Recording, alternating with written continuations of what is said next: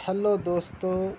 आज मैं क्लास 12वीं के इतिहास का दूसरा चैप्टर का VVI ऑब्जेक्टिव क्वेश्चन लेकर आपके सामने हाजिर हूँ। ऑब्जेक्टिव क्वेश्चन एग्ज़ाम में यहीं से पूछे जाते हैं और ये आपके एग्ज़ाम के लिए वेरी इम्पोर्टेंट क्वेश्चन होने वाला है। तो शुरू करते हैं आज का पहला क्वेश्चन। आज का पहला क्वेश्चन है, फूट डालकर विजय प्राप्त करने का कार्य सर्वप्रथम किस राजा ने किया? तो जवाब है अजातशत्रु।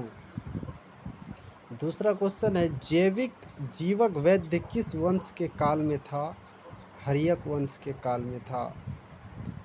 तीसरा क्वेश्चन है, अपने स्वयं के खर्चे से सुदर्शन झील की मरम्मत किसने करवाई थी?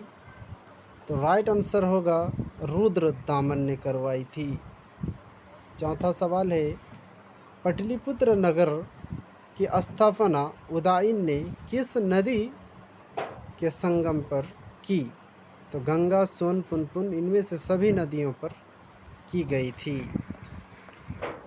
पांचवा सवाल है कि समस्त भारत ही नहीं, एशिया एवं यूरोप में सर्वप्रथम हुनों का परास्त करने का श्रेय किस शासक को जाता है? तो वो है स्कंदगुप्त को। छठा सवाल है, यूरोप का समुद्रगुप्त कौन था? Right answer Napoleon. सातवां सवाल है, किसके अभिलेख में भूमिदान का उल्लेख मिलता है? तो प्रभावती गुप्त के। आठवां सवाल है, भूमि अनुनद से संबंधित प्रथम अभिलेख प्रमाण किसका है? राइट आंसर होगा सातवाहन काल का। 1500 ईस्वी में सती प्रथा का साक्ष्य वाला प्रथम अभिलेख कहाँ मिला? तो जवाब होगा एरन सागर में मिला। कहाँ मिला? एरन सागर में मिला। अब अगला सवाल की ओर चलते हैं। अगला सवाल है,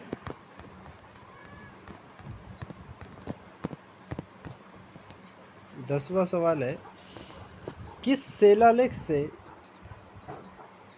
अशोक द्वारा कलिंग विजय का पता चलता है? ये 2011 में BSEB बोर्ड में पूछा गया है। ये 13वें होगा। 11 सवाल है, किस विद्वान ने मात्र अभिलेख के आधार पर अशोक का इतिहास लिखने का श्लाघ्य प्रयास किया? जवाब होगा देवदत्त रामकृष्ण भंडारकर ने। अगला सवाल है, मौर्य कला का निम्न में से कौन सर्वाधिक महत्वपूर्ण नमूना है? तो वो है स्तंभ। 13 नंबर सवाल है, इंडिका की रचना किसने की? तो ये मैगस्थनीज ने की। और ये वेरी इम्पोर्टेंट क्वेश्चन है। ये VVI क्वेश्चन है क्योंकि BSc में 2014-18 में भी पूछा जा चुका है। प्रयाग प्रास्थिति की रचना किसने की? तो वो हरिसेन ने की।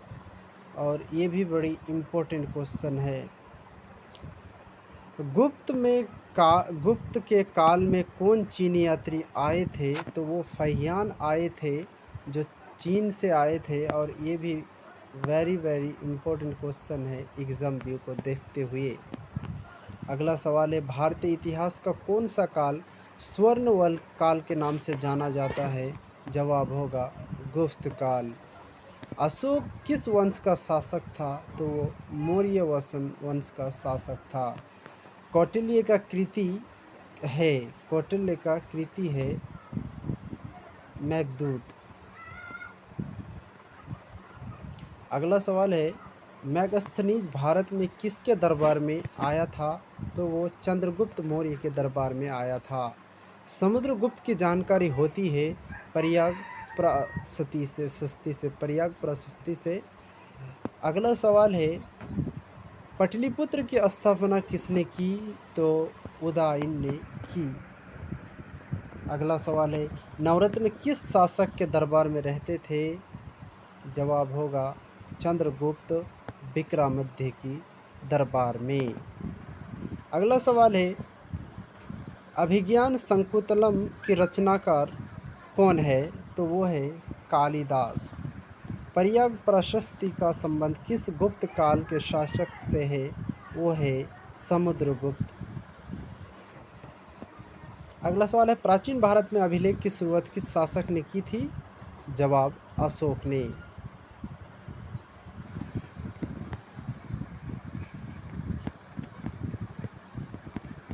अगला सवाल है, किस शासक को प्रियदर्शी कहा गया?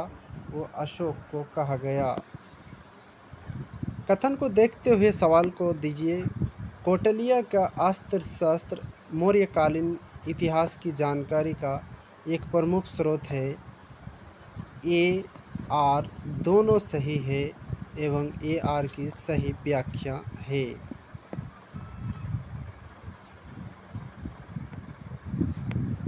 अगला सवाल है, मौर्य काल के टॉक्सल का प्रधान कौन था? वो लक्षणाधार अध्यक्ष था। 30 नंबर का सवाल है, पतंजलि के महाभाष्य से किसकी जानकारी मिलती है? तो वो मौर्य की काल की जानकारी मिलती है। ये भी बिहार बोर्ड में 2011 में पूछा गया था। अगला सवाल है, धम्म महामंत्रों को किसने नियुक्त किया? तो ये अशोक ने नियुक्त किया। ये भी VPI है क्योंकि ये 2022 में भी पूछा गया था। अगला सवाल है, अर्थशास्त्र एवं इंडिका से किस राजवंश के बारे में जानकारी मिलती है? वो मौर्य राजवंश की जानकारी मिलती है। एलोरा में कैलाश मंदिर की किस राजवंश ने निर्मित करवाया था? तो वो राष्ट्रकूट ने करवाया था। 16 महाजनपदों में सबसे शक्तिशाली महाजनपद कौन था? वो मगध महाजनपद था। पुराणों की संख्या कितनी थी? 18 थी। ये वेरी इम्पोर्टेंट क्वेश्चन है, 2015, 16 और 20 में पूछा गया था। अर्थशास्त्र के लेखक कौन है? अर्थशास्त्र के लेखक कौटिल्य चाणक्य है। अगला सवाल है, वज्जी को सामाजिक ग्रंथों में कहा गया है? ये गणतंत्र को कहा गया है। ये भी इम्पोर्टेंट है, BSc में पूछा जाता है। जनपद शब्द का शाब्दिक अर्थ क्या है? जहाँ लोग अपना घर बनाते हैं। अगला सवाल है, पंच चिन्ह वाले सिक्के बने होते हैं चांदी के और तांबे के। चांदी के और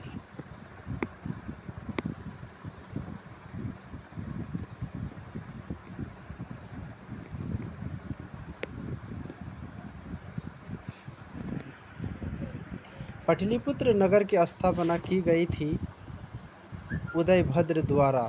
किसके द्वारा? उदयभद्र के द्वारा। अगला क्वेश्चन की तरफ चलते हैं। जो क्वेश्चन है,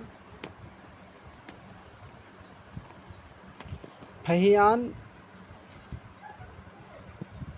किसके शासनकाल में भारत आया था? तो वो चंद्रगुप्त II के शासनकाल में आया था। भारत का नेपोलियन किसे कहा जाता है? समुद्रगुप्त को कहा जाता है। कनिष्क का राज्यारोहण कब हुआ?